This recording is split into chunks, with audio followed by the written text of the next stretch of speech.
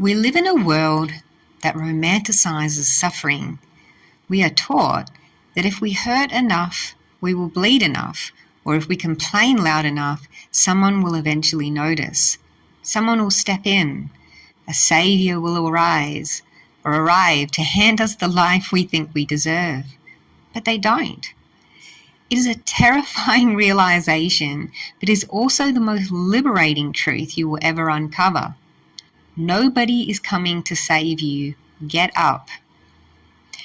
It's an incredibly easy way to become the tragic hero of your own unfinished movie.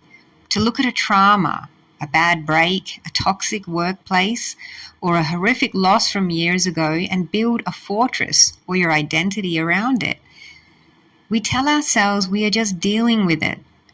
But if we are honest, as in brutally honest, many of us stay stuck because of what we secretly get out of it. There's a dark currency in being a forever victim. It guarantees you place attention without achievement. It gives you sympathy without vulnerability. Because when you stay broken in this life, you're entirely shielded from the terrifying risk of taking action. If you never try to build your dream, you can never fail. You get to sit in the small, comfortable cage of your past and say, well, I could have been great, but look what happened to me. It's a brilliant strategy for avoiding real life. It allows people to spend 8, 10, 20 years guarding a tomb of a single bad day. They physically keep breathing, but psychologically their life ended long ago in that moment. They trade their future for the comfort of a permanent excuse. They let their world shrink down to 4 walls, a couple of people who check in out of obligation, and a narrative that they spin on repeat until they actually die. They choose a living death because it is safe. I used to think that people wanted to get through the tunnel of life. Then I watched how the real world works. I spent 16 grueling months face to face with the absolute worst of reality, watching terminal illness strip away a life, sitting alone in the dark, while the people who promised to be around ghosted my friend who was dying and ran away. And when you sit in a dark room, alone, knowing that someone you care about and love is going to not see tomorrow, your filter for nonsense just permanently shatters. You realize that the absolute biggest lie we tell ourselves is that we have time. We think we have our whole lives to get around to, actually living our dreams. We think we can afford to spend a few more years being lazy, a few more years hiding from the crowds, or a few more years letting fear dictate absolutely everything in our life or our lives. But we don't. The clock is ticking down right now as you're listening to this.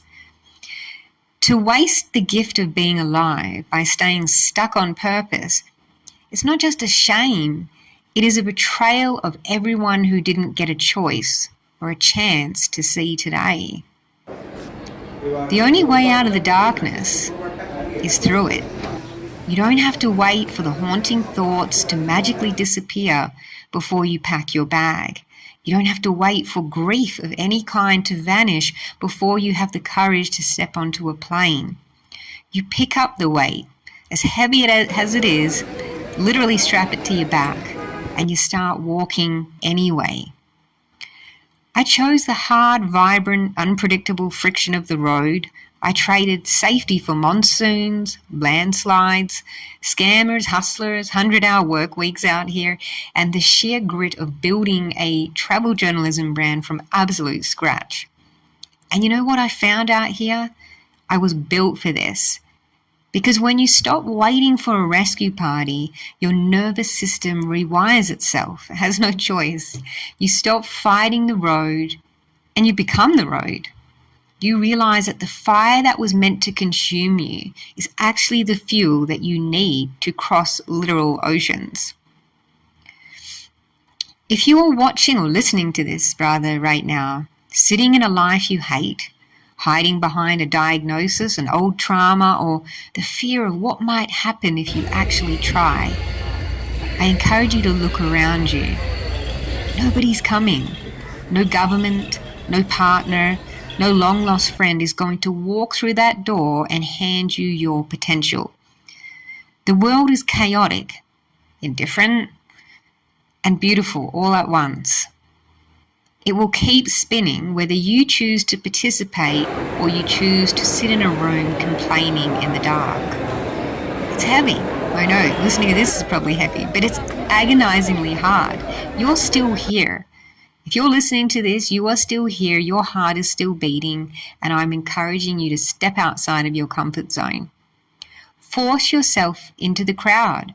Connect with the few good, raw, and authentic people in this world, and let the rest of the noise burn away. Get up, save yourself. And there's a cliche quote, but it's so true. The only way out is through.